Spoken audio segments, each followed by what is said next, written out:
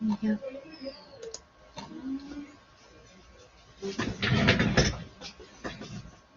Hola, ¿me escuchan? Sí, ¿Algo sí, lo escucha. está correcto? La intensidad de la voz. Bueno, hoy día empezamos la parte de la introducción a la traumatología. Ya es conocido que la traumatología como una ciencia que es parte de la medicina, también se ha producido los avances tecnológicos a través de los años. Es probable que todas las especialidades han ido mejorando continuamente, no solamente a nivel nacional, sino también a nivel internacional. Pero traumatología creo que es una de las especialidades que ha cambiado muchísimo, ha evolucionado muchísimo. Para lo cual vamos a hacer una pequeña revisión en relación a lo que significa esta especialidad de traumatología. Vamos a definir claramente cómo se conoce la traumatología en el país, ¿no? En algunos países a la traumatología general lo conocen como la ortopedia, ¿no? En otros países como la traumatología, como también en otros países tratan de darle ambos conceptos, traumatología y ortopedia. Aquí en el Perú hay algunos hospitales que tienen los servicios como traumatología y ortopedia, hay otros que los tienen solamente como traumatología, pero ya vamos a revisar ahora cuáles son los motivos por los cuales se conoce a un servicio como traumatología y a otro servicio como ortopedia. Vamos a definir con la mayor simpleza el concepto de ortopedia. La ortopedia y la traumatología estudian las lesiones y las enfermedades del aparato locomotor. Esto incluye pues desde las extremidades, la pelvis y la columna vertebral, ¿no? Muchos de ellos tienen como causal para generar estas lesiones un antecedente previo de un traumatismo. Obviamente también hay enfermedades que no requieren un traumatismo, sino se van generando a través de la evolución, a través de la contaminación, a través de algunas fallas orgánicas, multiorgánicas que puedan tener repercusión en generar la enfermedad traumatológica ortopédica, ¿no? Entonces, la ortopedia y traumatología estudian las lesiones y enfermedades del aparato locomotor. En el caso de la traumatología, como traumatología propia de la especialidad, es el estudio de las lesiones del aparato locomotor cuya causa principal es una energía traumática.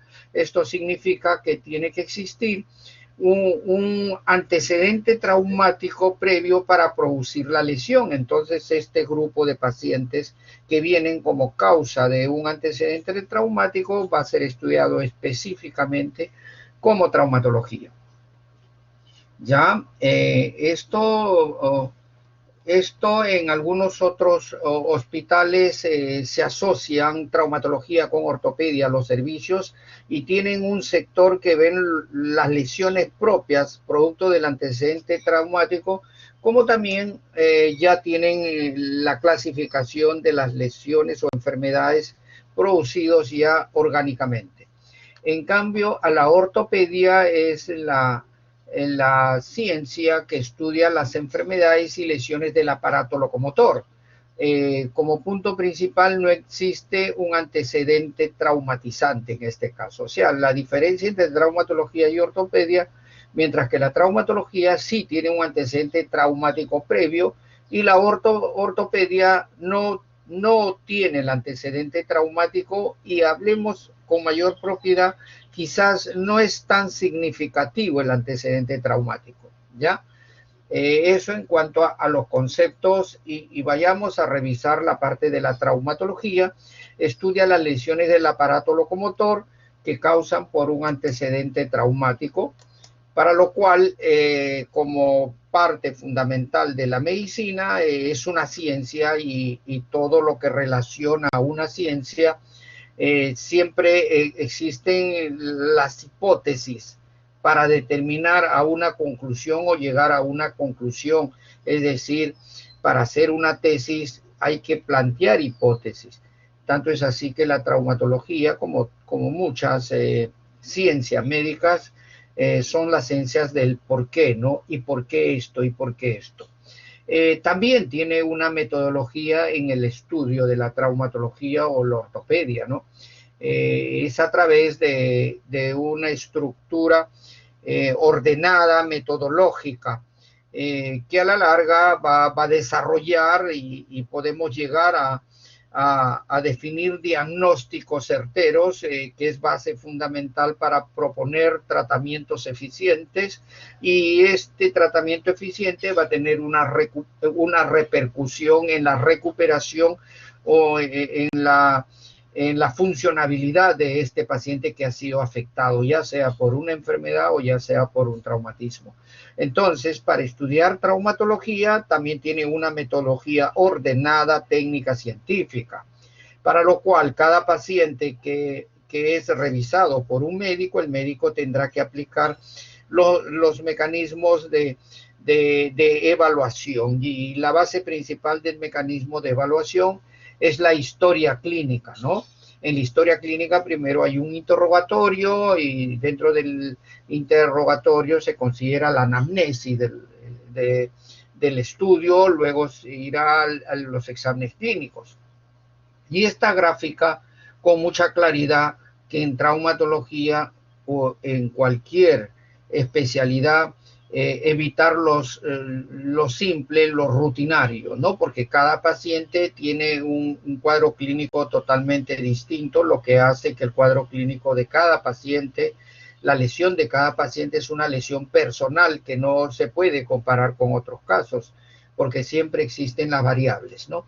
Y esta gráfica nos expresa que no hay que ver a los pacientes con una simpleza, siempre hacerles el interrogatorio correspondiente, el examen clínico correspondiente, si hay estudios auxiliares, sean radiológicos, de laboratorio, que sean necesarios para certificar o evidenciar un diagnóstico, hay que realizarlo, ¿ya? Eso es lo que se ha querido mencionar con esta gráfica, donde el médico expresa pues una simpleza para evaluar un paciente, lo cual no debemos de hacer. Entonces, el principal documento para poder desarrollar un buen servicio en medicina y también en traumatología es la historia clínica, en este caso la historia clínica traumatológica. Todos ustedes conocen lo que es una historia clínica, ¿no? Que es la base fundamental dentro de las estructuras que componen. Obviamente las especialidades tendrán que tener cierta particularidad, cierta orientación para algunos detalles, dependiendo la especialidad. En este caso, traumatología también desarrolla una historia clínica traumatológica. Y como concepto, ¿qué es una historia clínica traumatológica? Es un documento de registro. Ya lo principal, que es un documento de registro donde se registran toda la información ocurrentes o relacionados a la enfermedad o lesión que lleva el paciente a una consulta médica. Y lo más importante, aparte de ser un documento de registro, tiene una gran connotación médico-legal.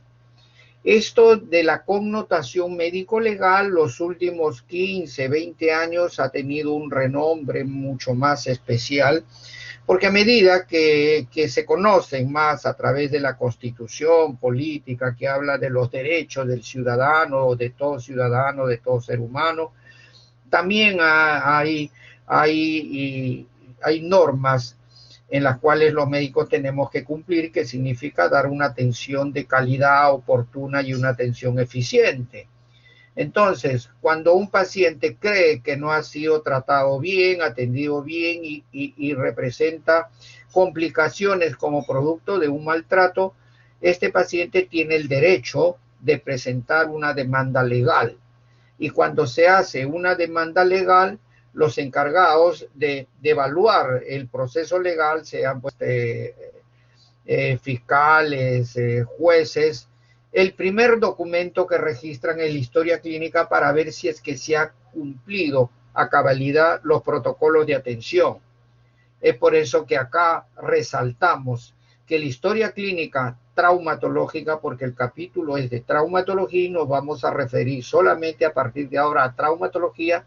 La historia clínica traumatológica es un documento de registro de carácter médico legal. Entonces ya ustedes lo entienden. ¿Qué significa el carácter médico legal también que tiene este documento de registro para traumatología? Características principales de esta historia clínica: tiene que ser una historia clínica completa. Al decir una historia clínica completa no significa que nos sentamos y preguntamos y escribimos 2, 3 horas sobre la historia. No, tiene que ser muy dirigida, puede ser realizada en 2, 3, 5 minutos, donde que el evaluador va a ir directamente a la información que más corresponde en relación a su idea del diagnóstico probable que podría tener este paciente. Entonces, tratar de capturar la mayor información en forma inmediata, rápida, para que pueda ser articulado a la evaluación clínica y así tener un buen diagnóstico. Estas historias clínicas como documento de registro es de carácter médico público. ¿Qué significa? Cualquier médico de un establecimiento puede revisar la historia clínica, como pueden revisar también otros miembros de la organización, sean administrativos, estadísticos, que trabajan en un hospital. O sea, es de carácter público en ese sentido, pero tampoco este documento puede ser visto por cualquier persona.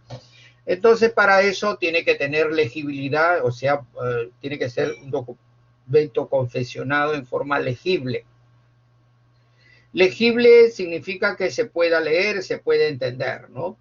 Tiene que ser confeccionado en forma veraz, es decir, anotar la veracidad de la información, no suponer, no imaginarnos, ¿no?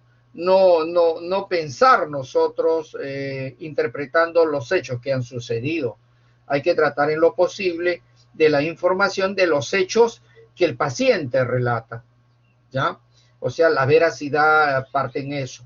Tiene que ser un documento ordenado. Una historia clínica debe tener un ordenamiento en todas sus partes. Tiene que ser confeccionado en forma respetuosa, es porque estamos tratando la salud de un ser humano, requiere respeto en muchos aspectos, ¿no? Y lo más importante, tiene que ser confidencial. Confidencial significa solamente para usos en los cuales las normas le da cobertura al uso. Vuelvo a repetir que el estadístico quiere hacer evaluaciones estadísticas de la historia clínica, tiene autorización para solicitar la historia, ¿no? El área de asesoría jurídica de un hospital quiere evaluar el aspecto jurídico, sea en pro, en contra de paciente, de médico, tiene la autoridad también para revisar la historia clínica. Obviamente los médicos, alumnos, enfermeras, que revisamos las historias, tenemos la apertura, la libertad de hacerlo, porque obviamente estamos buscando desde el punto de vista de la parte médica el bien de la persona, ¿no? Alguien preguntó anteriormente, ¿y cómo se maneja la confidencialidad si es públicamente en una reunión clínica expuesto libremente? Claro, el fin de una reunión clínica tiene la finalidad de mejorar el manejo de ese paciente, algo que va a beneficiar al paciente. A diferencia de que una persona ve la historia y comienza a expresar comentarios públicamente con personas que no están relacionadas al área de esa dependencia o el área de salud. Yo creo que se pierde la confidencialidad, que es un derecho de cada paciente, es un derecho constitucional de cada paciente, ¿no? Como ustedes saben, la historia clínica traumatológica, como cualquier otra historia, comparte también diferentes aspectos. En primer lugar, desarrolla una anamnesis, luego un examen físico. Hay que hacer un diagnóstico clínico una vez realizado una anamnesis, que es la toma de la información en relación a lo sucedido con el hecho, si es importante resaltar el antecedente de alguna enfermedad antigua o una enfermedad relacionada a familias, entonces habría que registrarlo. El examen físico es la evaluación directamente pues que se da para cada caso, para cada proceso. Ya hay formas, metodologías de evaluación de examen físicos. También contamos con signos específicos, ¿no? ¿Cuál es el signo específico para determinada patología? Desarrollamos el signo. Muchos de ellos pues están relacionados al diagnóstico directamente. Como se va a ver más adelante, hay una serie de patologías que tienen signos específicos, ¿ya?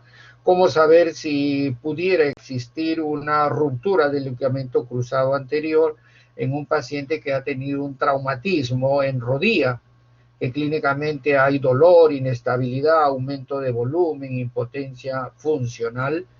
Hay maniobras clínicas y también ya se complementa con estudios radiológicos como resonancias magnéticas, dependiendo qué es lo que queremos nosotros estudiar, ¿ya? Entonces, he hecho una buena toma de información a través de una anamnesis, haber realizado un examen físico, pero un examen físico específico en la traumatología. Un paciente que viene con una patología de hombro, yo tendré que desarrollar mi conocimiento de evaluación de un hombro. Si quiero saber si hay ruptura ligamentaria, tengo que evaluar a través de signos. Si quiero saber si hay una luxación, tendré que hacer una evaluación tratando de certificar que existe una luxación en el aspecto de la evaluación clínica de ese paciente. Entonces, teniendo conocimiento de la anamnesis y de un buen examen físico, ya nosotros podemos tener un diagnóstico clínico. Muchos de ellos pueden ser diagnósticos clínicos presuntivos. Entonces, dicho esto, hasta este punto, ya el diagnóstico se certifica con diagnósticos de tipo radiológico, que eso lo vamos a ver posteriormente, qué tipo de exámenes radiológicos se utilizan en traumatología. Este modelo de evaluación de un paciente a través ya de instrumentos de evaluación, y anamnesis, evaluaciones clínicas, radiológicas, tengan la seguridad que el diagnóstico definitivo en este paciente cada vez va a ser muy eficiente o muy cerca a lo eficiente. Y hay un concepto claro que se maneja en la medicina.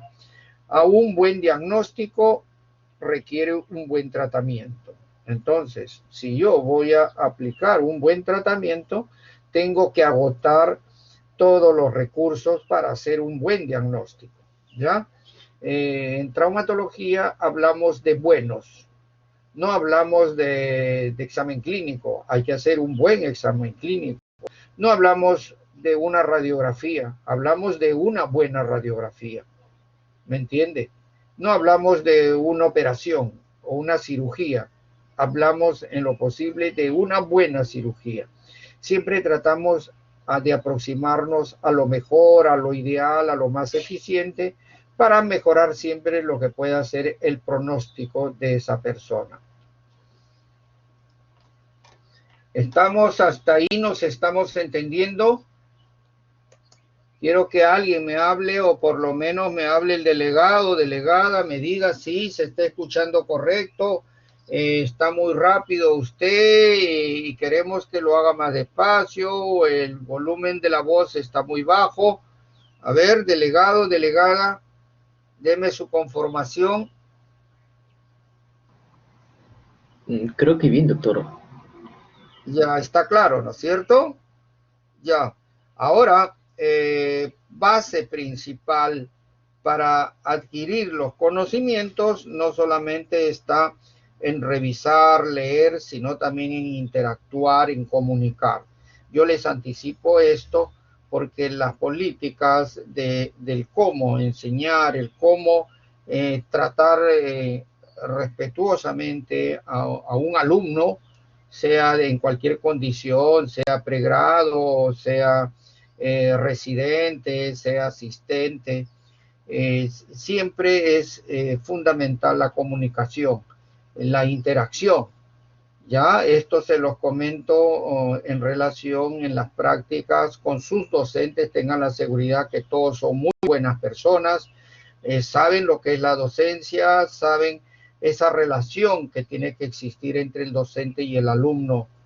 Y obviamente yo soy de las personas que ya me gusta tratarlos ya como médicos, porque es cuestión de tiempo. Ya han caminado ustedes regular tiempo y entonces ya hay que estar preparándonos para ir asumiendo otros tipos de retos, otros tipos de obligaciones, aplicar otros tipos de actitudes.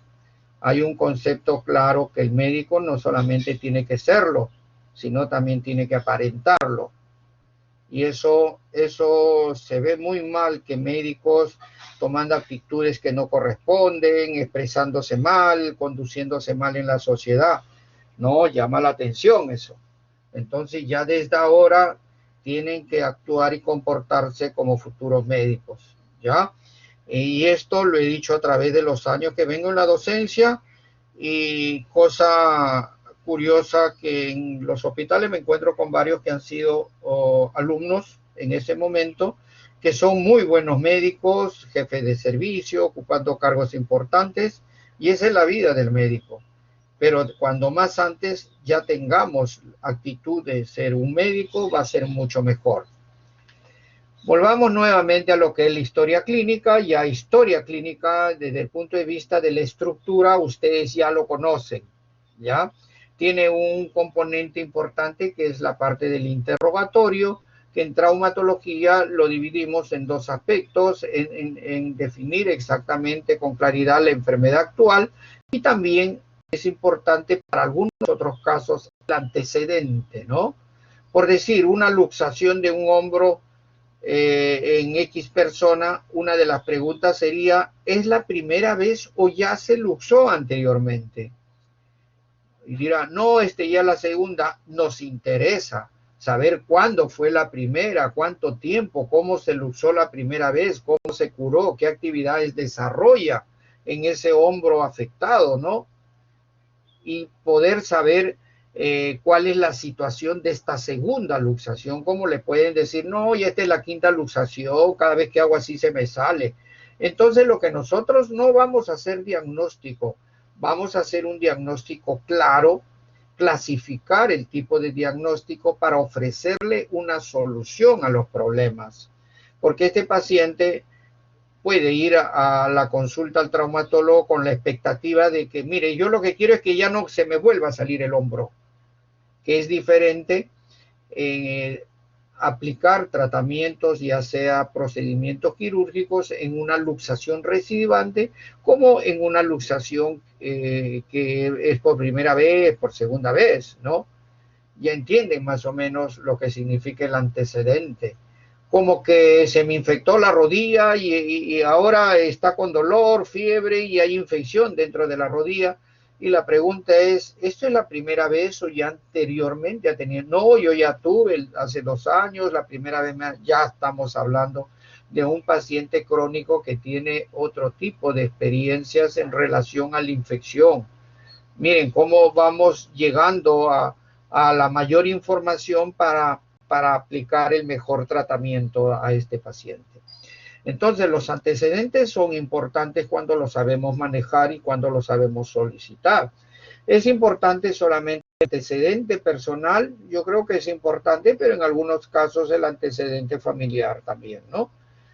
Mamá diabética, sí, papá diabético, sí, obviamente el hijo en una enfermedad que tenga que ver con el estado general, traumatología que venga con el estado general, interesa saber si este paciente es diabético o no es diabético.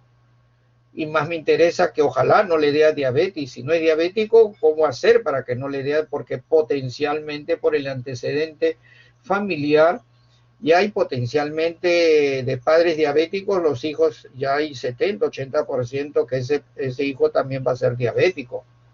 Miren cómo vamos relacionando la traumatología, no solo antecedentes personales, sino también antecedentes familiares. Bueno, la semiología es, en el concepto, la ciencia que estudia los síntomas y signos de una enfermedad. Esto es un concepto en forma general. En traumatología también semiológicamente evaluamos determinados segmentos, pero hay una triada que es muy común, que suele ir siempre asociados, generalmente cuando se tratan de lesiones articulares. Una triada sintomática común es el que está formado por el dolor, deformación y disfunción en una articulación, ya sea aguda, sea crónica, sea traumático o sea una enfermedad. Siempre hay que buscar el dolor, características de dolor. Bueno, el paciente llega, me duele la rodilla, pero me duele la rodilla significa una información muy genérica. ¿Desde cuándo le duele la rodilla? ¿Cómo le duele la rodilla? ¿En qué posición? Si le duele en actividad o le duele en el reposo. Y en actividad, ¿en qué situación le duele más cuando usted camina sobre una superficie plana o sobre superficies irregulares o cuando sube, baja escalera? Miren cómo vamos llegando ya a las lesiones asociadas a la edad, ¿no? Ya podemos ir hablando, orientando nuestra investigación a determinado diagnóstico. La deformación después de un antecedente traumático, vemos que ha perdido la forma de esa rodilla, ya estaremos hablando, bueno, aquí aparenta haber una luxación, una subluxación, y es probable que haya ruptura del ligamento medial en el caso de la rodilla, pero si vemos inestabilidad anterior, no, el ligamento cruzado anterior también debe estar roto. Entonces, desde ese momento presumimos que hay una lesión de ruptura de partes blandas, y por qué no pueda tener una ruptura o una fractura de los huesos que componen esa articulación. En ese momento yo tendré que pedir una radiografía, que es la parte principal para ver cómo está el estado de conservación de la articulación a través de los huesos que componen esa articulación. Si no hubiese lesión ósea, inmediatamente con tranquilidad voy estudiando ya las partes blandas dañadas, las probables partes blandas dañadas en esa rodilla. Entonces puedo tomar una radiografía, no nos va a ayudar, una tomografía no nos va a ayudar, una resonancia magnética sí nos va a ayudar bastante. Pero si no hay posibilidad de resonancia, pero sí tenemos un ecógrafo muy bueno, entonces una ecografía también ayuda, quizás en un 50%, dependiendo quién realice.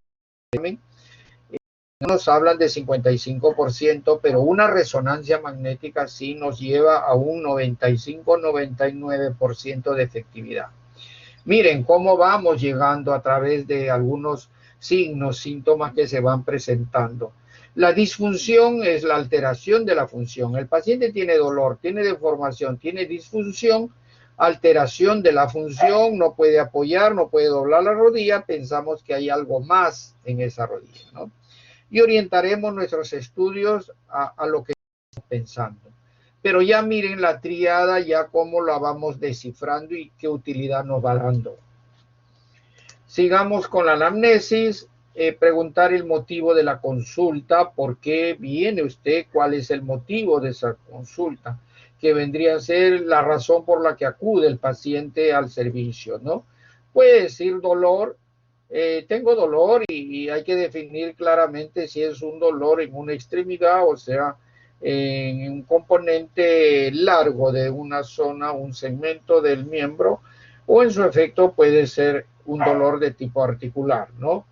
Si este dolor, o ya sea en la diáfisis del hueso o en la zona articular, limita la función, ya tendremos que revisar cuál es la función de decir del fémur. No es un hueso que soporta carga, ¿no? Significa que usted cuando apoya le duele, no, no me duele. Y cuando sube escaleras, ahí me duele. O sea, ya va relacionando la biomecánica con las probables consecuencias que genera el funcionar ese segmento que ha sido afectado. Podremos definir si hay fractura, no hay fractura, y vamos asociando otros mecanismos de evaluación, ¿no? limitación funcional, la deformidad, también la deformación. La deformación también tiene un significado. La claudicación es aquellas personas que pueden desarrollar la función, en este caso la marcha, pero no lo están haciendo en forma simétrica, lo hacen con cierta irregularidad que se nota en una persona que está claudicando en la marcha, ¿no? Bueno.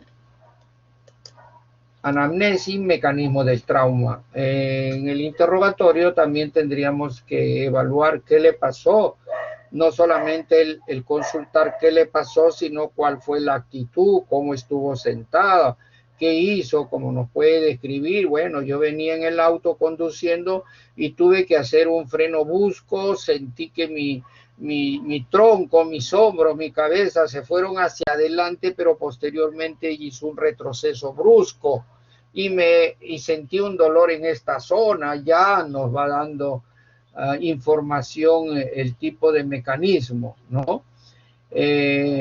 Investigar nuevamente lo que significa una molestia principal, la localización de la lesión, hace cuánto tiempo ocurrió esta lesión o este traumatismo o este accidente. Hace 2 días, ya bueno, había dolor hace 2 días, pero hoy día, ¿cómo está usted? ¿Le duele más o le duele menos, no? Nos sirve para hacer un seguimiento cómo se ha comportado esa lesión. Y algunos vienen, no, doctor, yo tengo 15 días y ya me dieron tratamiento, he tomado esto, hice esto y no tengo resultados. También nos sirve como una información para tratar de ubicarnos qué tipo de lesión es la que se está produciendo o está llevando el paciente a la consulta. Hablar de síntomas o molestias o sensaciones subjetivas de la enfermedad, la subjetividad, lo que yo siento, lo que yo también presumo que cada vez que levanto me duele más o me duele menos, cosas así, ¿no? Lleva ya a la subjetividad de la enfermedad. ¿Qué síntomas son característicos en traumatología?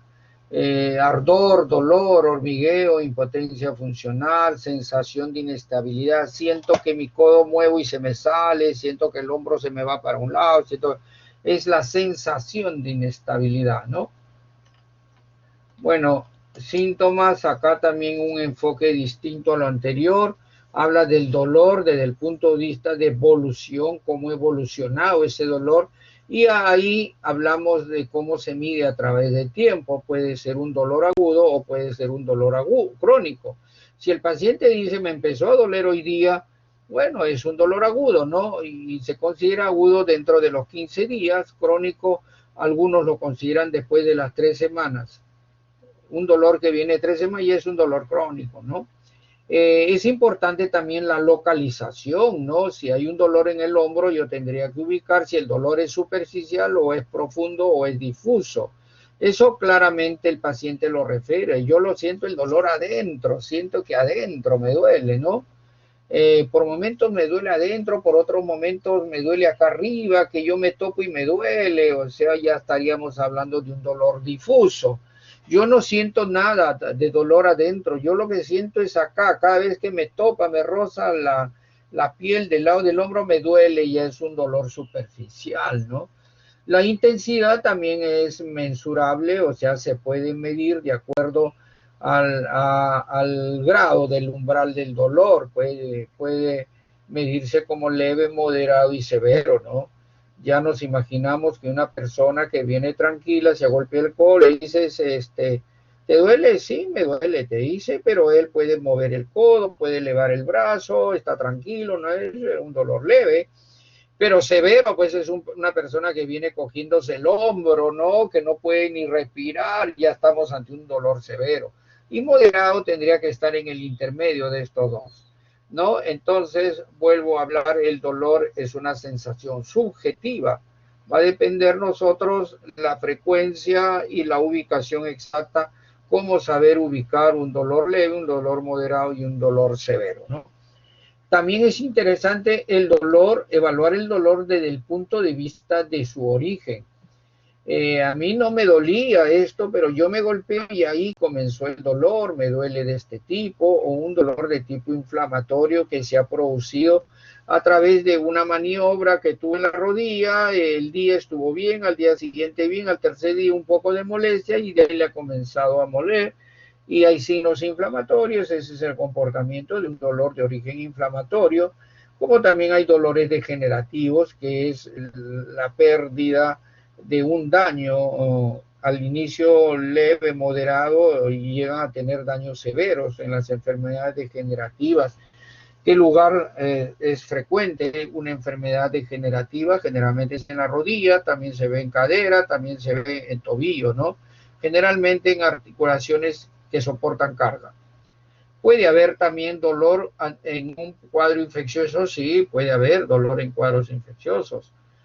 Puede haber dolor en un cuadro tumoral de hueso también, como también puede haber un dolor neuropático.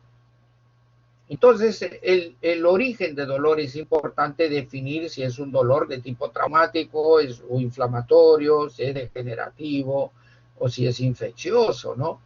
O si es tumoral. Si es tumoral, los estudios no dirán que existe un tumor que está doliendo y ya será comprobado con las radiografías, con las tomografías, que el tumor ya está produciendo dolor, ya cuando el dolor ha comprometido las fibras nerviosas, ¿no? Del tejido óseo que está siendo dañado o está siendo destruido por causa tumoral. Aquí para hablar algo del examen físico. En el examen físico hay que considerar el peso, la talla. Bueno, la inspección es un instrumento, como ya lo hemos mencionado, que es importante, la palpación también. En el caso de tratarse de lesiones de tipo articular, paciente con impotencia articular o pacientes que han tenido una luxación de codo, que al tener la luxación no pudieron movilizar una vez tratados, recuperada la luxación, su movimiento queda en limitación. Eso es importante evaluar, ¿no? Cuál es el rango articular después de una lesión, como también es importante evaluar antes de una lesión. Y ya antes de una lesión sabemos que biomecánicamente las articulaciones tienen rangos de movimiento. Eso ya lo tenemos que conocer para luego ver después de una lesión que ha tenido pérdida de la extensión del codo en 40 grados. Ya uno hace una medición, pero eso sirve también para hacer un seguimiento al tratamiento que estamos realizando. Muchas veces es una de las razones que nosotros trabajamos cercanamente con los terapistas físicos que se encargan en recuperar la función después de una lesión o después de una enfermedad de determinada articulación que ha perdido la función, ¿no? Ese es uno de los motivos que justifica. El examen de la marcha tiene bastante significado para poder hablar asociado al dolor, cuál es la zona y qué diagnóstico. Acá, por ejemplo, una persona como en esta imagen está caminando con dificultad, ya mayor de edad, con sobrepeso exquisito en la zona lumbar, ya tenemos en un cuadro de artrosis lumbar por la zona de dolor, o sea, degeneración de la superficie articular. Y aparte de eso, también ya tenemos que ver que debe haber producto de ciertos descuidos en el cuidado de esta zona. Pueden haber cuadros degenerativos, osteoporosis de la zona articular, como que puede haber procesos de pinzamiento del nervio o hernias discales. Eso ya a medida que se va haciendo el análisis y la evaluación del paciente y los exámenes auxiliares y la clínica, podremos ya determinar cuál es el diagnóstico exacto para poder darle el tratamiento correspondiente, ¿no? El examen neurológico es importante, no olvidar siempre si evaluamos antebrazo, producto de un gran traumatismo con adormecimiento del quinto y cuarto dedo en la cara anterior, ya estaremos hablando. También hay una lesión del nervio cubital asociado a esa fractura por el accidente. Haremos una evaluación neurológica para ver si hay conducción nerviosa o en su efecto hay un cuadro de parálisis, que lo que significaría una compresión marcada de ese nervio o en su efecto una ruptura del nervio cubital, ¿no? Ya no usaremos radiografías, no usaremos ecografías, usaremos sí electromiografía, que es el que nos estudia el grado de conducción de la corriente del nervio, ¿no?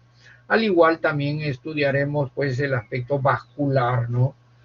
No solamente en determinadas zonas nos corresponde evaluar lesiones o patologías del hueso, sino también a elementos importantes que están relacionados con ese sector, llámense arterias, nervios y otros elementos que son de vital importancia. Como hemos dicho, la semiología, inspección, palpación en una articulación, inspección, palpación y evaluar el rango articular. El estado actual es importante, es la razón por qué viene el paciente a la consulta, ¿no? Este es un paciente que aproximadamente 30 años, que tiene una caída, inmediatamente un dolor intenso en el hombro y este dolor y cada vez que intenta movilizar el hombro, ¿no? Cada vez que intenta movilizar el hombro siente un dolor intenso, entonces no hay movimiento por el dolor o como también podamos pensar, no hay movimiento por la propia lesión, ¿no? Entonces, la inspección, uno de los instrumentos que utilizamos mucho para determinar o orientar el diagnóstico, es un estudio en base a la inspección. En este caso tenemos que hacer a la inspección una evaluación, cuál es lo normal y cuál es lo anormal. Aquí el hombro izquierdo es lo normal, miren la convexidad que representa como una normalidad en la región del hombro. Miren cuál es la distribución del borde lateral. A comparación, esto no es convexa, pero sí vemos una depresión. En vez de ser convexa, vemos una concavidad. Este es un signo clásico. Paciente con un trauma directo o indirecto, con un dolor intenso, una gran deformación en esta zona, o sea, ha perdido la forma. Paciente refiere dolor, paciente refiere impotencia funcional, es decir, no puede movilizar.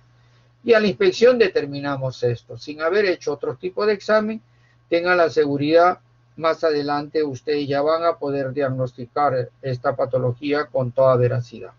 Estamos frente a una luxación anterior de hombro. Miren, ¿eh? Y más adelante vamos a evaluar o en las prácticas van a revisar. Esta es una patología, como es frecuente, es común y estoy seguro que lo van a ver en la teoría y lo van a ver en la práctica también, que van a desarrollar en determinadas escenas. Pero como la inspección, y la inspección tiene que ser comparativa evaluando inicialmente el lado sano. Miren, el lado sano, cuál es la configuración del hombro, porque ya está determinado que la lesión está en el hombro. El lado sano del hombro, qué características tiene, y la zona lesionada, qué características tiene. Otra de las características principales, no solamente de esta articulación, sino de todas las, es que tienen movimiento. En una luxación ya el componente humoral ha salido de su lugar, ya no hay movimiento porque ha perdido el contacto de las superficies articulares. Al perder el contacto ya no hay movimiento o hay movimientos muy limitados, pero eso sí con dolor, ¿no? Entonces la actitud, la postura articular, cómo está ubicado la zona afectada, evaluar los ejes clínicos, si comparten, si ustedes evalúan eje clínico, van a ver en el lado sano una perpendicularidad que va del hombro hacia el extremo del codo. Miren, pueden ustedes trazar una línea, pero acá no. Acá está la cabeza del húmero. Miren, esto no es perpendicular. Esto es una oblicuidad del eje del húmero. Entonces hay que evaluar los ejes clínicos.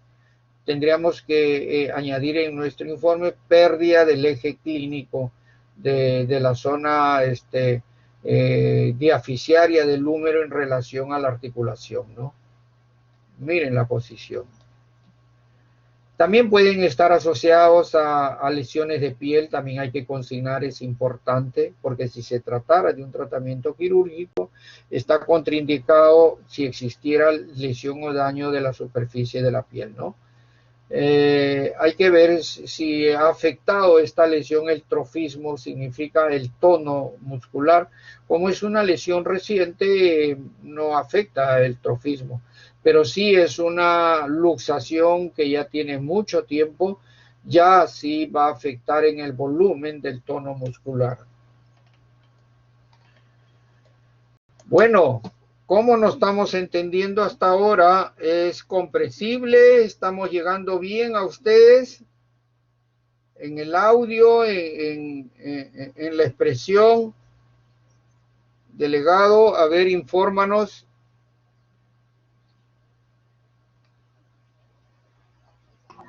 Sí, sí, doctor.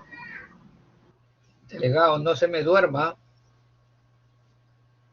tiene que ser Mm, presto, Se inmediato. está escuchando bien, doctor. Entonces estamos bien en imagen, en audio y sobre todo en entendimiento, ¿no?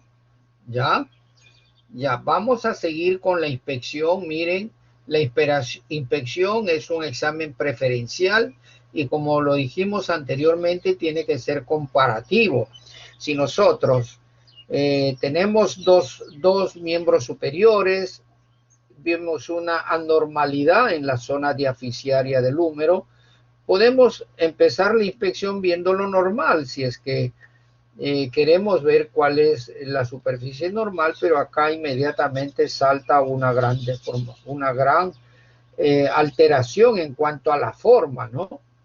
Aquí vemos un aumento de volumen con el eje totalmente alterado, mientras que este es un eje longitudinal, y aquí vemos una angulación que va a la zona anterior, o sea, sería angulación anterior de la diáfisis del húmero, ¿no?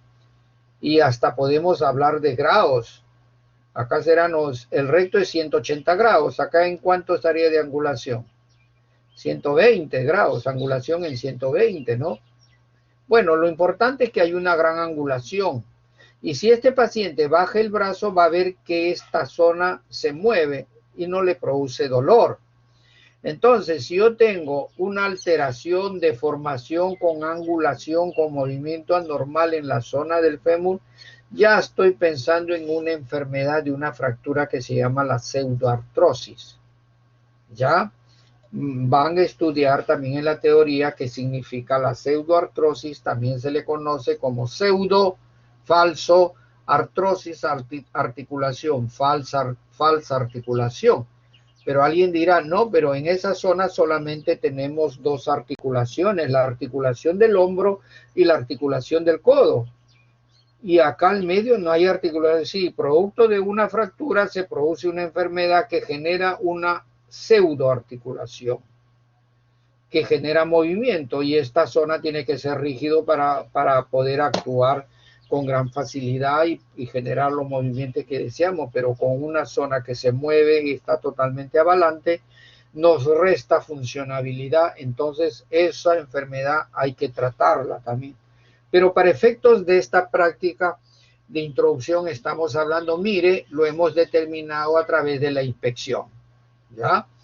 Entonces, en la inspección es preferencial, es comparativo. Eh, la inspección se puede hacer cuando el paciente está caminando, simplemente cuando está de pie, o puede estar sentado, puede estar de cúbito dorsal. Lo importante, en cualquier posición se puede hacer la inspección, pero vamos a ver dependiendo qué queremos buscar y dónde está la lesión. En la inspección podemos también saber la actitud que muestra el paciente, si es una actitud postural o es una actitud compensadora o es una actitud que adopta para controlar su dolor, ¿no? En la inspección tenemos que evaluar los ejes clínicos, si es un eje perpendicular o si es un eje, en este caso, con curvatura o angulación, o en otros casos cuando el eje está en rotación, pues, ¿no? La forma y tamaño también podemos medir muchas veces. La forma y tamaño y la dimensión de la deformación lo podemos dividir, lo podemos ordenar. Es decir, una deformación por una fractura ya nos orienta ciertas características de deformación. En el caso de una luxación en el codo, también hay una deformación que nos permite percibir que se ha luxado el codo. Pero en el caso de tener tumores, también ya nos hace sospechar, hay una tumoración. Iremos a los exámenes correspondientes, empezando por la radiología, iremos a la tomografía para ver qué características tiene ese tumor, ¿ya? Pero esto previamente lo podemos determinar a través de la inspección.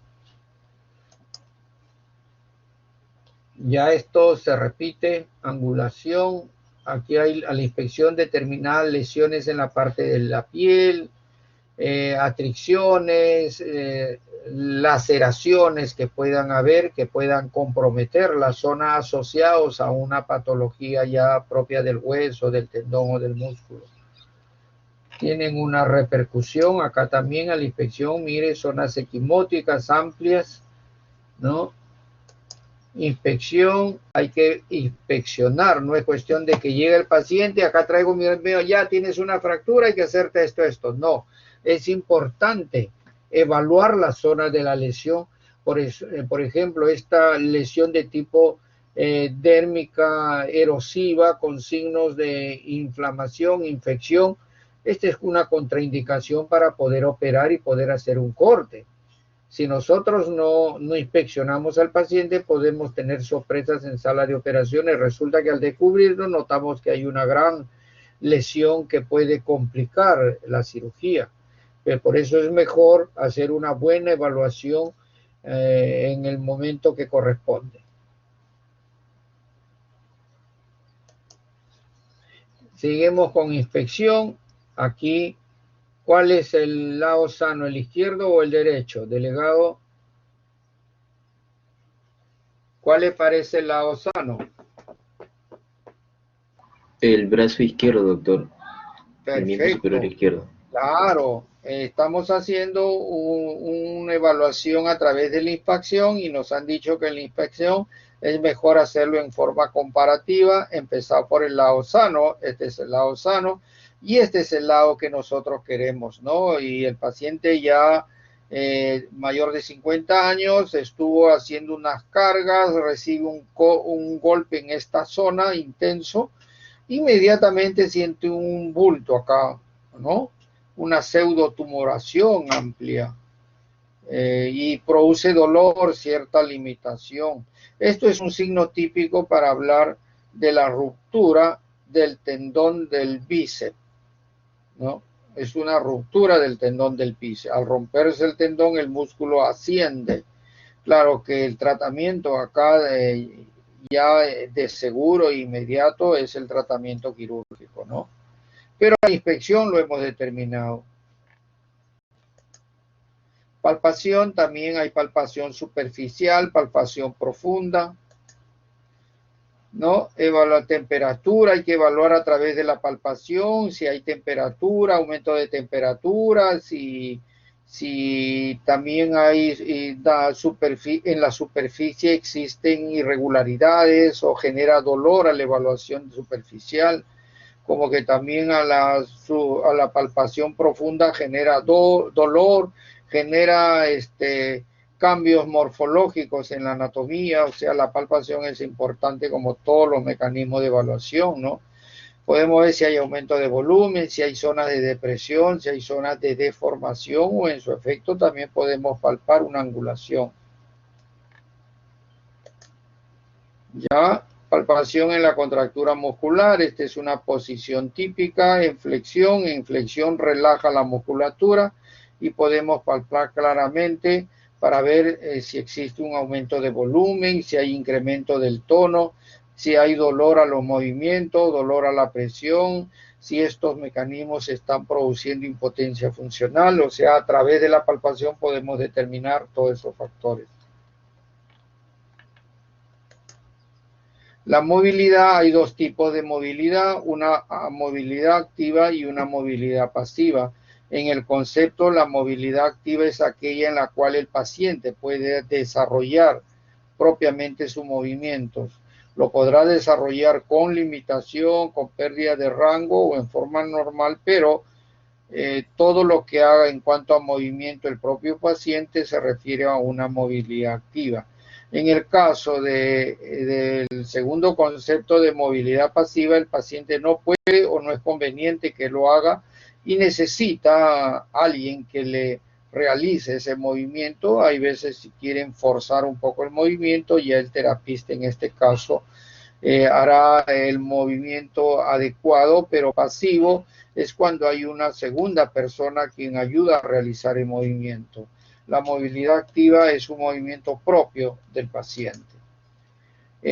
Los exámenes regionales también se hacen en alguna oportunidad, como mediciones, las maniobras especiales que les hablé, hay signos clásicos. Cuando queramos hacer punciones articulares, hay sitios específicos donde introducir la aguja y qué puntos de referencia tener, ¿no? Y examen regional también se puede hacer a través de la marcha, ¿no? Es inespecífico, lo que tendríamos que ver es qué queremos buscar en el paciente. En un examen físico, no olvidar tampoco las pruebas musculares. En las pruebas musculares medimos o observamos cómo está la fuerza muscular, si a través de ese traumatismo, esa lesión, esa fractura, el paciente perdió fuerza muscular o no perdió y en qué grado lo perdió. El tono muscular también es importante evaluar. Y lo último, tener mucho cuidado en no realizar las pruebas que correspondan. En este caso, paciente que ha tenido un traumatismo en la zona posterior del tercio medio del húmero, inmediatamente vamos a notar una lesión del nervio radial, ¿no? Si tenemos lesión del nervio radial, tendríamos que nosotros interrogar, preguntar qué le pasó, cuándo fue el golpe que tuvo en el brazo, a ver, evaluación neurológica, ¿hay sensibilidad o no hay sensibilidad? ¿La sensibilidad está normal o está muy bajo? O sea, diferentes actitudes para hacer el estudio, ya sea a través de las pruebas neurológicas. No olvidarse examen neurológico del sistema nervioso central y el sistema nervioso periférico, ¿no? Y el examen vascular, donde hay que estudiar las arterias, las venas, con Doppler se usa en forma básica inicial el Doppler arterial, sobre todo para ver el grado de conducción de la perfusión sanguínea. Si hay un hematoma o hay una obstrucción o hay una compresión, en el Doppler nos va a aclarar con mucha rapidez esa posibilidad. Bueno, todo lo que hemos hecho antes corresponde a una evaluación clínica. Con esa evaluación clínica ya podríamos tener sospecha de diagnóstico o diagnósticos presuntivos. Pero en traumatología es importante la certificación, el diagnóstico exacto, y muchas veces recurrimos a exámenes auxiliares. Y uno de los exámenes que más nos da ayuda a nosotros son los estudios radiológicos, a las cuales nosotros tendríamos que tener un diagnóstico radiológico. ¿Y qué variantes de estos diagnósticos radiológicos nos sirve a la traumatología? En primer lugar, las radiografías.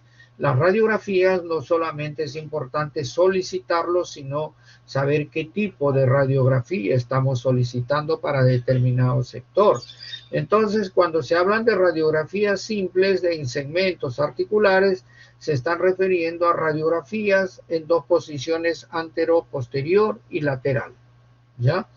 Pero también hay otras radiografías que son adicionales, que se llaman radiografías posicionales, es donde hablan de incidencias. Quiero que usted le tome una oblicua cefalocaudal 30 grados para poder percibir alguna particularidad. Como también hay radiografías que se toman en pleno movimiento o en plena marcha, ¿no? O en plenos movimientos específicamente. Se llaman radiografías funcionales, ¿no? Después de estos estudios radiográficos, que dentro de los estudios radiográficos también hay calidades de radiografías, es como los celulares de una gama intermedia tendrán una cámara regular y una un celular de una gama alta tendrá una cámara de mayor resolución y ustedes saben que la imagen no es igual el uno con el otro. Entonces hay una serie de exámenes radiográficas que van a depender también de la calidad de la imagen y de la calidad de la orientación de la imagen. Uno es la imagen como calidad y otro la orientación, es decir, la incidencia más importante para el estudio de determinada lesión, ¿no? Después de las radiografías, algo que sí es mucho más avanzado y trabaja muy bien en aspectos óseos son las tomografías axial computarizada. Tenemos de dos tipos, unas tomografías de sustracción y otras de reconstrucción. No es que existan tipos, ha habido una mala expresión, sino qué es lo que queremos. Si nosotros queremos ver una imagen hay otra imagen que se antepone a la imagen que queremos ver, podemos eliminar a través de ciertos mecanismos en la tomografía, eliminar la imagen que se antepone para poder observar la imagen posterior con claridad. Y las imágenes de tomografía de reconstrucción utilizamos mucho en traumatología, en fracturas polifragmentarias, a la que llamamos que hay una gran lesión de múltiples fragmentos. La tomografía de reconstrucción puede volver a reconstruir todos los fragmentos en su lugar, ¿no? Y poder determinar si existe algún fragmento que se ha perdido o hay un vacío en esa zona y tomar todas las precauciones antes de las cirugías. Generalmente en muchas oportunidades utilizamos previo a una cirugía una tomografía axial computarizada. La resonancia magnética tiene mayor afinidad con el estudio de articulaciones, de partes blandas y también articulaciones de cerebro, del nervio. Son estudios quizás con unos detalles mucho más finos, pero la tomografía sí es mucho mejor para estudiar elementos sólidos, ya sea hueso, articulación. También se usa mucho en otros segmentos, en otras partes de la tomografía, pero con lo que respecta a traumatología, más cuando queremos estudiar el hueso a mayor profundidad, ¿no? Claro que también usamos otros exámenes como la gammagrafía ósea, la ecografía, la densitometría y la electromiografía. La gammagrafía estudia a través de la captación para ver si existen pues, infecciones, cuadros inflamatorios severos. Esto generalmente es un barrido de todo el esqueleto y ubica exactamente que en tal zona hay una lesión, ¿no? Pero estos exámenes tienen que ser complementados con otro tipo de examen. La ecografía utiliza la ultrasonografía para estudiar sobre todo partes blandas, ¿no? Hematomas, tumores pequeños, cómo se está comportando el riñón, cómo se comporta pues el hígado, el abdomen, más orientado a partes blandas, pero dentro de partes blandas van a la solidez de la parte blanda. La densitometría mide el grado de descalcificación de un hueso, ¿no? La densitometría es un examen muy especial para determinar si existe o no existe osteoporosis y si existe, en qué grado se encuentra la osteoporosis. Y la electromiografía mide la conducción eléctrica del nervio. Si hay una ruptura, una contusión o si ha sido afectado severamente ese nervio, la electromiografía nos ayuda mucho. También usamos laboratorio clínico con estudios convencionales, hemograma, examen de orina, hemoglobina, los exámenes básicos que generalmente muchas veces sirven como para el acto quirúrgico o para hacer el seguimiento de alguna enfermedad, llámense infecciones, tumores. Cultivos, también utilizamos cultivos y también utilizamos anatomía patológica.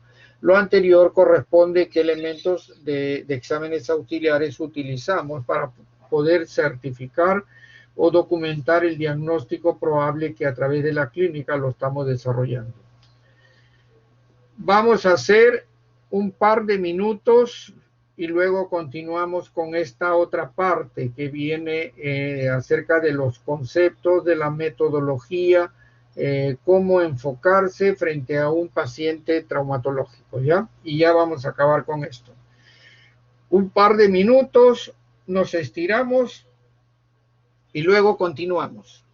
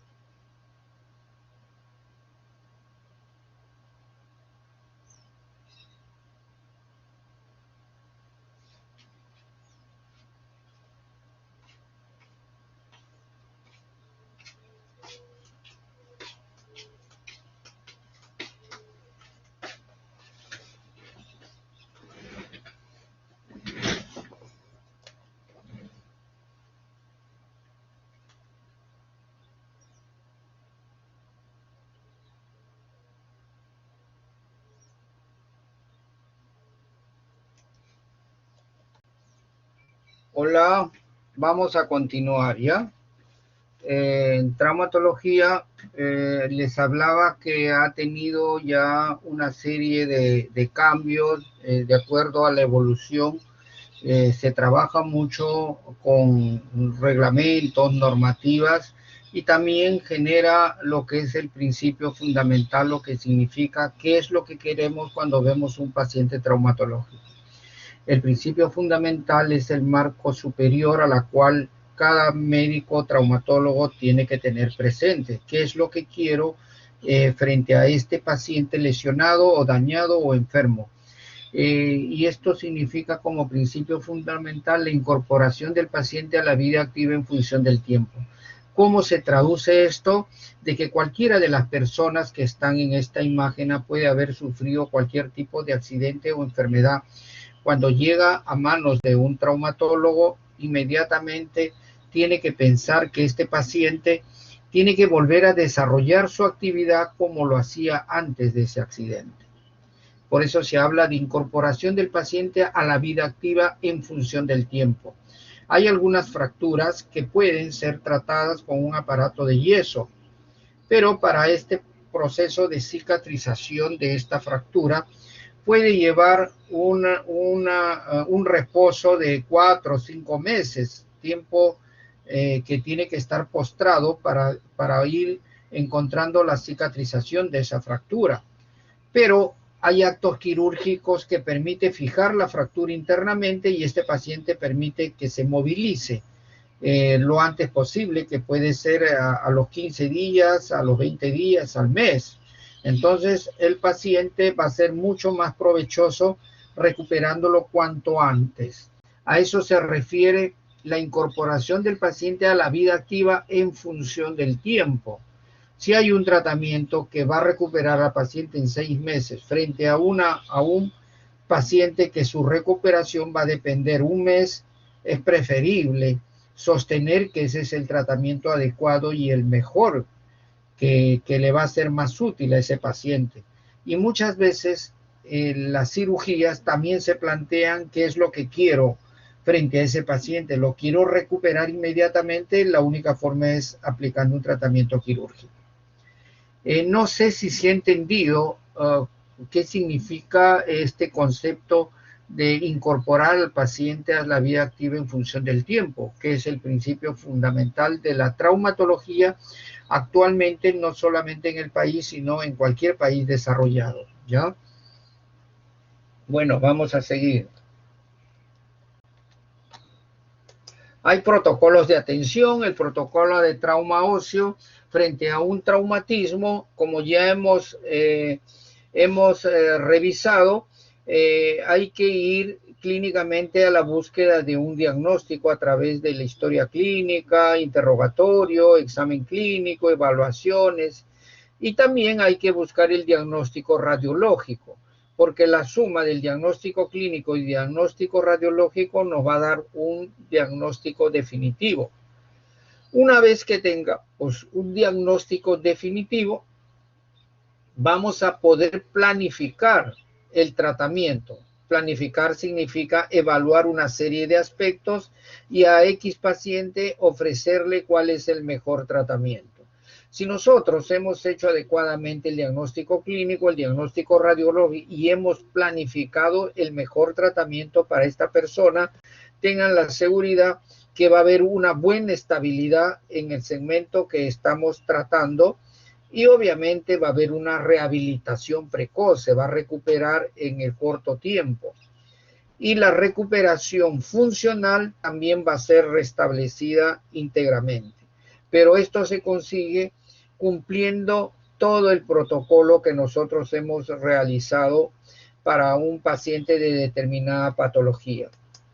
Aquí también hablamos algo de tratamientos. Hay dos tipos de tratamientos, tratamientos incruentos o conservador. ¿Qué significa tratamientos incruentos o conservados? Son tratamientos no quirúrgicos, donde se aplican pues procedimientos, maniobras, inmovilizaciones, reposos y bueno. En el otro caso, el tratamiento cruento significa el tratamiento quirúrgico. O sea, hay dos tipos de tratamiento en traumatología. O puede ser conservador o puede ser quirúrgico. Ambos bien planteados van a tener una buena repercusión en el pronóstico de esa persona. Aquí hay una variedad de lesiones en las cuales se ha hecho una planificación y se han realizado las cirugías correspondientes y miren, casi todos tienen los éxitos esperados, ¿no? Van a ver que en cada segmento se realizan intervenciones con la finalidad de recuperar inmediatamente al paciente y sobre todo ponerlos en actividad en la sociedad para que sigan toda la producción necesaria. El AO, lo traigo acá en mención, es una asociación para el estudio de la osteosíntesis. Este grupo AO se formó en Europa, en Suiza, más o menos en los años 55, 58, un grupo de científicos, no solamente traumatólogos de esa época importantes, sino también ingenieros metalúrgicos, biólogos, biomecánicos, fisiólogos, hicieron una investigación y un estudio de la fractura en el año 58. Y este grupo a través de los años ha ido desarrollando y son los que actualmente dan ciertas normas frente a conceptos y revisión de conceptos para tener mayor éxito en las actividades, ya sean quirúrgicas, ya sean no quirúrgicas. Y esta organización se llama el Grupo AO, que significa la Asociación para el Estudio de la Osteosíntesis, ¿no? La sede central se encuentra en Suiza, en la ciudad de Davos, ¿no? Realiza constantemente investigación, no solamente de manejos, de tratamientos, sino también de los implantes que se van a utilizar. Y lo más importante, estudian claramente las técnicas más importantes y más seguras que se tienen que plantear frente a determinada fractura. Esta es la ciudad de Davos en esa época en Suiza, miren. Más se parece a un centro de concentración, tiene una rectoría a nivel del mundo, dan normas y es muy conocido. Y ustedes en las rotaciones con sus docentes siempre van a encontrar lo que significa, qué dice el AO en relación a esta fractura. Ellos generan ciertos principios, generan clasificaciones, generan metodologías de investigación, de tratamiento quirúrgico, ven cuáles son los mejores procedimientos, cuáles son las mejores técnicas, qué elementos usar y por qué, sobre todo el por qué, ¿no? Volvamos nuevamente a lo que significan los conceptos en base a principios. El AO también da unos principios ya para todo tratamiento quirúrgico. O sea, llega un paciente con una lesión X, ya hicimos una buena historia clínica, ya lo hemos evaluado clínicamente, ya tenemos un diagnóstico, ya ha sido corroborado con los estudios radiográficos correspondientes. Entonces, este paciente requiere una cirugía. El AO establece principios para todos los pacientes que van a ser sometidos a una cirugía. Pero ¿a quién les establece? A los pacientes no, a los médicos le dice, ojo, ten mucho cuidado cuando vayas a operar este tipo de lesión, preocúpate de una buena reducción anatómica, o sea, que la fractura tenga una reconstrucción anatómica. 2, ten cuidado con la vascularización de esa zona, porque la vascularización es importante en la cicatrización.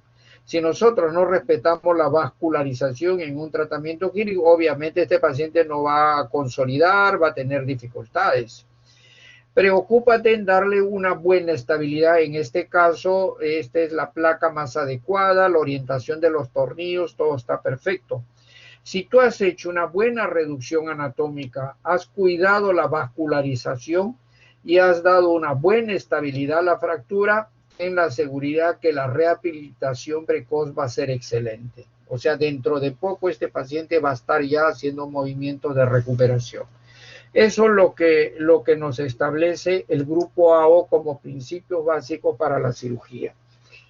Bueno, repitiendo, en el tratamiento quirúrgico de una lesión ósea, sea una fractura, no olvidarme que tenemos 3 aspectos importantes. Uno es la planificación, otro es la ejecución de lo que has planificado y otro ver qué resultados tuviste después de haber realizado el tratamiento. En la planificación es importante el diagnóstico, un buen diagnóstico. Hay que clasificar la fractura, hay que conocer la anatomía quirúrgica de la zona que vas a operar, hay que saber qué materiales de osteosíntesis te van a ser útiles para tener éxito en la cirugía. Y otro que es importante, el momento quirúrgico. ¿Qué significa momento quirúrgico? Ojo, hay diferencias. Uno es momento quirúrgico y otro es tiempo quirúrgico. El tiempo quirúrgico es el tiempo que te demoras en realizar la cirugía en sala de operaciones. Por ejemplo, esta fractura normalmente podía haber hecho en 2 horas, pero lo has hecho en 4 horas. Es mejor hacerlo en 2 horas que en 4 porque menor exposición, menor posibilidad de infección, menor posibilidad de daño de tejidos, menor posibilidad de dañar la vascularización, o sea, más consecuencias traen las cirugías prolongadas. Entonces, el tiempo quirúrgico es el tiempo que demoras en el acto quirúrgico, pero el momento quirúrgico es el tiempo que demoras entre ver el paciente y operar el paciente. ¿Ya? Un minuto, un favor, un minuto. Hola, hola, hola, hola, hola, hola, hola, hola, hola. Ya, el momento quirúrgico es el tiempo que demoras entre ver el paciente y operar al paciente. Esto significa que es mejor operar a un paciente dentro de los primeros 7 días de realizado en la lesión. Claro que lo puedes operar al mes, a los 2 meses, los resultados van a ser totalmente distintos. Entonces, dentro de lo que establece el grupo AO en la planificación, el momento quirúrgico sí es importante. Hay algunos colegas que no le dan importancia al momento quirúrgico, pero se demuestra claramente que el momento quirúrgico es importante por una serie de razones. Una vez que has planificado, la ejecución es importante. Tienes que conocer qué colocación va a tener el paciente en sala de operaciones, qué abordaje vas a realizar, qué técnica quirúrgica vas a emplear y cómo cerrar los planos correspondientes. Todo esto son procesos importantes. Si tú cumples todo el protocolo que establece la planificación, la ejecución, los resultados van a ser buenos. Eso téngalo por seguro. ¿Ya? Entonces, operar un paciente traumatológico no significa, bueno, hay que operar, hay que cortar, como sea, y como sea, yo coloco la placa donde sea, como no. Todo tiene una razón, tiene todo un protocolo, una metodología, una técnica específica para determinada fractura, determinada zona, determinada lesión. Para recordar la planificación del tratamiento, hay que restaurar la anatomía, hay que preservar la fuerza motora, hay que dar una buena estabilidad a la fractura, hay que recuperar la función de la zona afectada, evitar complicaciones y lo más importante, cuanto antes se recupere el paciente es mucho mejor. Importante el pronóstico, sí. Para hablar de un buen pronóstico tenemos que ver una buena estabilidad de la fractura. Una buena estabilidad nos va a garantizar una rehabilitación precoz. Esta imagen dice mucho. Esta persona se hizo un buen vendaje e inmediatamente ya se puso a la marcha, porque tiene un buen vendaje, una buena ferulización. Al igual, este árbol que estaba medio quebrado también es unido a una guía y buena estabilidad, va a tener un crecimiento orientado hacia lo correcto. Utilizamos mucho el tema de rehabilitación, claro, para recuperar los rangos articulares. Ya se habló de movilidad pasiva, movilidad activa. Hay que evaluar rango articular, si este paciente tiene limitación articular o si es que el paciente ha perdido movimiento articular, y eso se conoce como un bloqueo articular. Aquí hay algunos ejercicios que utilizan los terapistas para darle función a determinada zona, de determinada articulación. ¿Ya? Hay patologías frecuentes que están asociadas a la traumatología en general. Hay enfermedades degenerativas como la artrosis, inflamatorias como el reumatismo, la artritis, metabólicas como la gota, infecciógenas, ya sea infecciones bacterianas, piógenas o infecciones tuberculosas, como también hay enfermedades de tipo tales, ¿no? Como vemos en las imágenes. Seguimos patologías propias traumáticas, desde las contusiones, que pueden ser leve, moderado, severo, a las fracturas. Las fracturas pueden ser estables o inestables. Desde el punto de vista de la posición, pueden ser fracturas con desplazamiento, sin desplazamiento, fracturas con cabalgamiento o fracturas anguladas, ¿no? Desde el punto de vista de la conservación de la piel que antepone la fractura pueden ser cerradas o pueden ser expuestas. Las lesiones musculares más frecuentes son las lesiones fibrilares, las rupturas parciales o las rupturas totales. Las fracturas desde el punto de vista de trazo de la geometría pueden ser de trazo transversal, longitudinal, oblicuo, en ala de mariposa y polifragmentado. Cada tipo de fractura, de acuerdo al trazo, tiene un tipo de tratamiento, un tipo de colocación de la placa, un tipo de orientación de los tornillos, para que vean qué tan estudiados son las fracturas desde el punto de vista del trazo.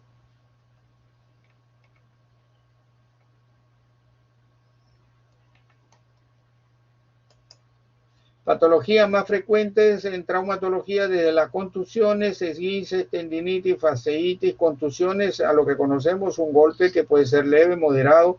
Esguince es una patología traumática articular que afecta a las partes blandas, no afecta el hueso. Tendinitis es una patología inflamatoria de la superficie del tendón. Fasciitis, una lesión de las fascias. Inflamación de las fascias, luego vienen las fracturas, luxofracturas, las fracturas expuestas, las luxaciones y las lesiones de tipo neuropáticas, sean las neuralgias o las lesiones de compresión del túnel del carpo. Emergencias traumatológicas, hasta la fecha 4 emergencias traumatológicas. Las fracturas expuestas, síndrome comportamental, las luxaciones y la artritis séptica. Cada una es una emergencia en las cuales van a ser estudiados tanto en la teoría y en la práctica y específicamente van a ser estudiados y revisados en los seminarios. Pero existen 4 emergencias traumatológicas hasta la fecha, que son las fracturas expuestas, el síndrome comportamental, las luxaciones y las artritis sépticas. ¿Qué significa emergencia? Cada entidad patológica o es una entidad patológica que pone en riesgo el segmento o pone en riesgo la vida de la persona. En este caso, estos cuadros pueden poner en riesgo el segmento de la zona afectada, ¿ya? Y en algunos casos, como la artritis séptica, puede poner en riesgo la vida del paciente, hacen una infección severa en una articulación, producen embos tóxicos, pueden ir al corazón, hacer una miocarditis infecciosa o una septicemia y bueno, compromete la vida. Cada uno de estos casos siempre tiene una repercusión. Esto también es un politraumatizado que también se ve en traumatología, pacientes que han tenido una serie de traumatismos, ya sean fracturas, contusiones, fracturas expuestas con daños severos de las partes blandas, donde ya se percibe con claridad los tejidos óseos, las lesiones por atracción. Siempre inicialmente son estabilizados a través de fijadores externos, ¿ya? Pero miren la magnitud de esta lesión, son lesiones mucho más complejas en las cuales hay que esperar que haya una resolución de las partes blandas previamente. Bueno, traumatología y ortopedia es una ciencia que investiga, que restaura y que preserva, ¿no? Investiga, restaura, preserva el aparato musculoesquelético cuando es agredido por una injuria o una enfermedad, ¿no? Y tiene como mecanismo de resolución de estos problemas a través de procedimientos, ya sean quirúrgicos o procedimientos no quirúrgicos. Pero lo más importante de la traumatología ortopedia es restaurar la función y también restaurar la estética de la zona afectada.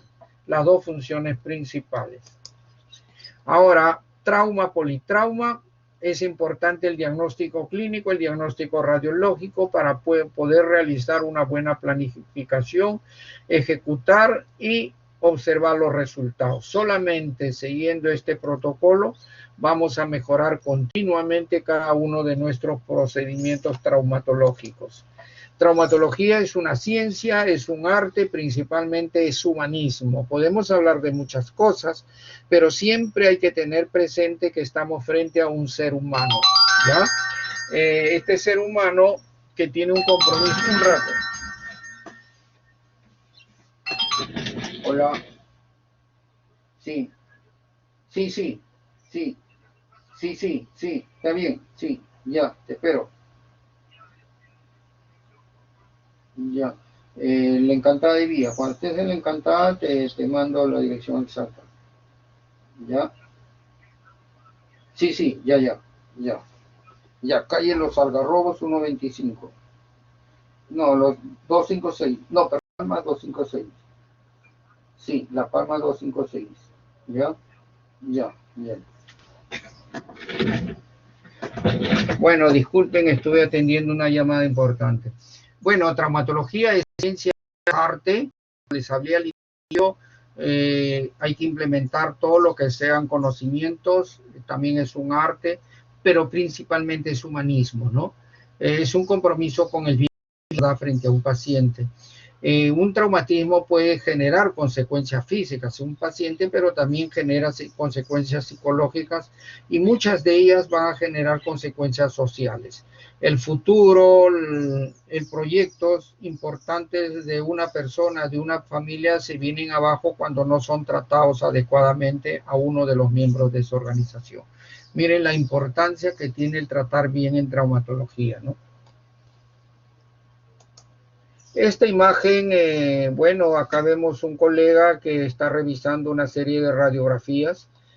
Siempre es bueno recordarle que los médicos no solamente vemos radiografías, vemos a pacientes. Entonces es necesario ver radiografías, pero también conversar con el paciente, examinar al paciente, ya cosa que en algunos lugares se está perdiendo. La medicina basada en evidencias es algo de actualidad y la OMS prioriza que la medicina tiene que ser basada en evidencias, pero más importante empezar pensando que esta medicina basada debe ser principalmente en los pacientes, ¿no? No tecnificar mucho la medicina, a lo contrario, humanizar la medicina y que nosotros vemos pacientes y evidentemente vamos a dentro de ese proceso de encontrar la mejora del paciente, tenemos que buscar evidencias, pero no olvidar que nosotros estamos frente a seres humanos y que son los pacientes más importantes que cualquier otra metodología.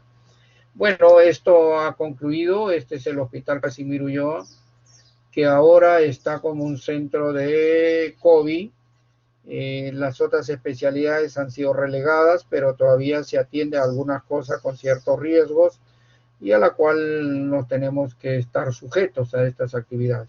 Bueno, les deseo lo mejor, les deseo comunicación con cada docente de su grupo y yo doy por concluido esta reunión, ¿ya? Entonces, delegado, ¿está todo correcto? Delegado, Sí, sí, doctor. ¿está claro? Sí, correcto, doctor. Pero le he Sí, visto, se usted escucha. somnoliento, ¿ah? No, doctor, sí estaba escuchando. ¿O está cansado? Se han cansado, muy largo, ¿no? Bueno, cuídense y que todo les vaya bien, ¿ya? Suerte para el desarrollo del curso y que aprendan mucho. Ya nos vemos, saludos a todos, cuídense. Gracias, doctor.